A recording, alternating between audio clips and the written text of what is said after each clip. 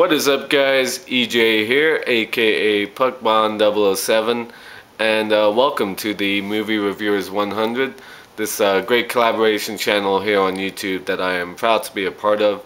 So before I get started, I want to thank Ian, aka FORKERBALL, who does the reviews here on Mondays, for providing us with that great intro that you've been seeing most of this week.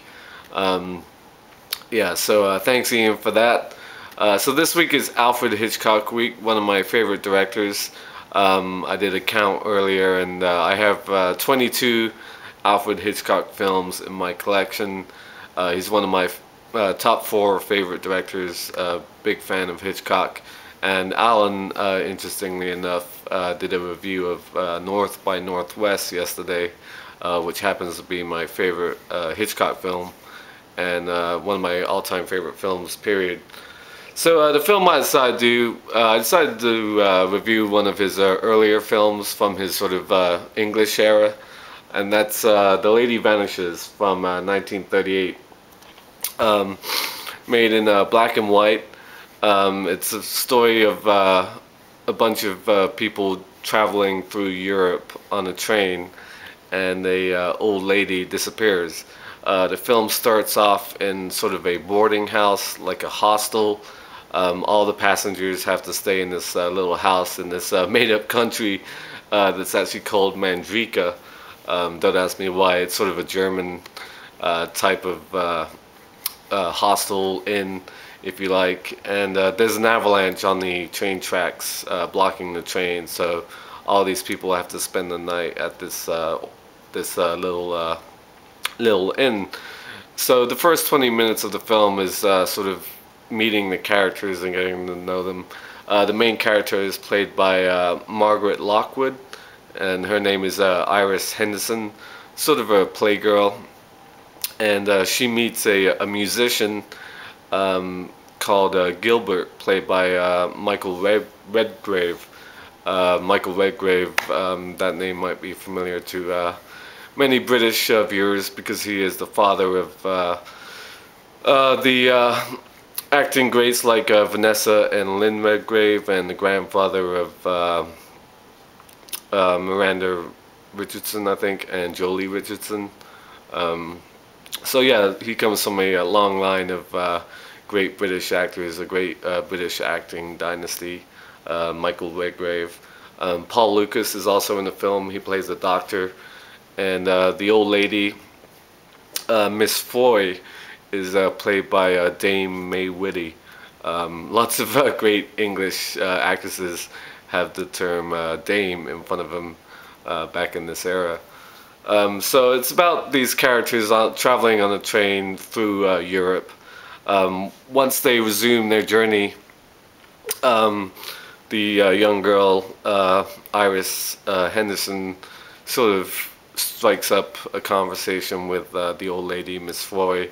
They go and have tea in the restaurant car, and afterwards Iris decides to take a nap, but when she wakes up from her nap, the old lady is gone. She's missing. So she wants to know where she is. Along the way, they've met all these other people on the train, and she's asking them, you saw the old lady, you saw us having tea, do you know where she is? And nobody will own up to the fact that they saw this old woman. So Iris begins to suspect that something is foul at play. So she enlists the help of Gilbert, this musician played by Michael Redgrave, to start looking for the old woman, because everybody is basically lying to them. And from there on, I don't want to talk too much about the plot, because it will sort of give away the surprises in the movie. It's one of Hitchcock's best films in his early period. It's one of my favorite Hitchcock films. That's why I have it on the Criterion collection. I know there's a reissue of it. Interesting things about this movie is that it's got some decent action scenes, some sort of surprising action moments. There's a great... The hell is that? There's some great action scenes. I have no idea what that sound is. There's a surprising fight scene in one of the cars. There's an Italian magician and his wife on board, and he has a whole bunch of sort of gadgets, magician's tools in the back in one of these back cars, and the two leads go back there looking for the woman. They think maybe she's stashed away in some magical box, and the actual Italian magician shows up, and they have this like little scuffle in the train car. It's actually a pretty cool action scene. And sort of the final moments of the film, there's a great shootout. I love the moment when there's these two British sort of patriots who are dying to get back to England to see the cricket test, the cricket match, that they're trying to get information about a cricket match, and they're sort of these two old. Damn, that is annoying. Sorry about that noise. I don't know if you guys can hear that, but I don't know if it's the washing machine or what's going on over there.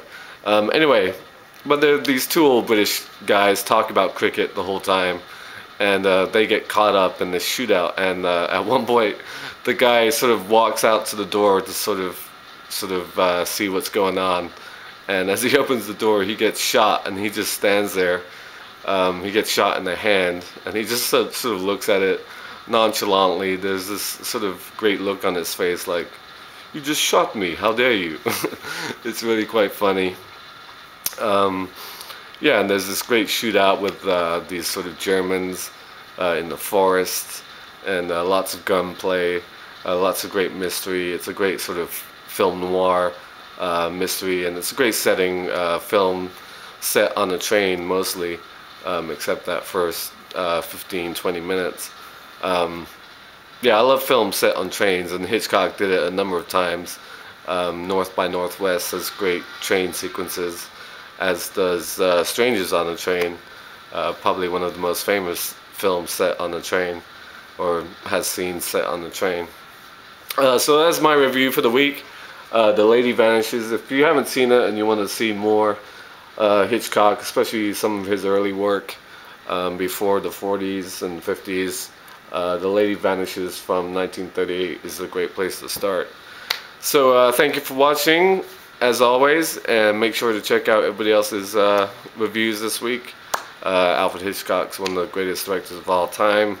I was a huge fan of the film Hitchcock, which came out last year with Anthony Hopkins and I'm forgetting her friggin' name now.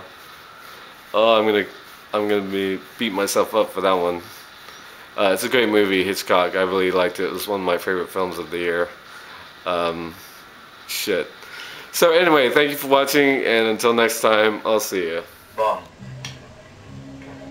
James Bond.